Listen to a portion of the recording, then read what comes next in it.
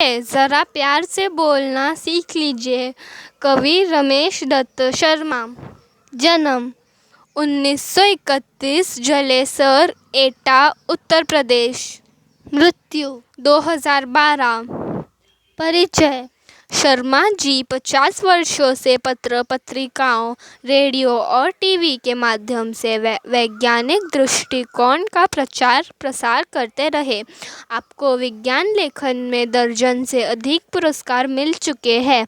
आप कक्षा 7वीं-8वीं से ही स्थानीय मुशायरों में चचा जलेसरी के नाम से शिरकत करने लगे थे।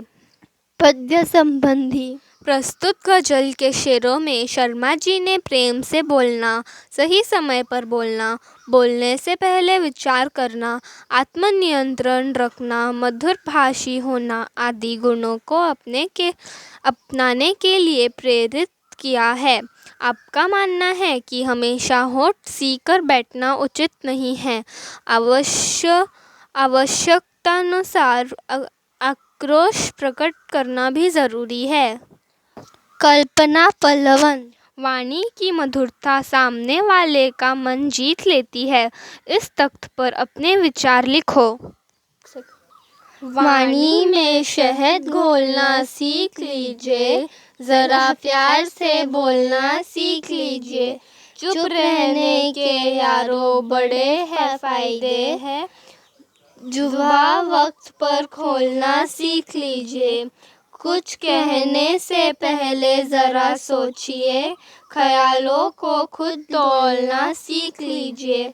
तू तड़ाक हो या फिर हो तू मैं, अपने आप को टोकना सीख लीजिए। पटाखे की तरह फटने से पहले रोशनी के रंग घोलना सीख लीजिए। कटु वचन तो सदा बोलते हैं कांटे, मीठी बोली के गुल रोपना सीख लीजिए। बात बेबात कोई चुभने लगे तो बदलकर उसे मोड़ना सीख लीजिए। यह किसने कहा होठ सीकर बैठो, जरूरत पे मुंह खोलना सीख लीजिए।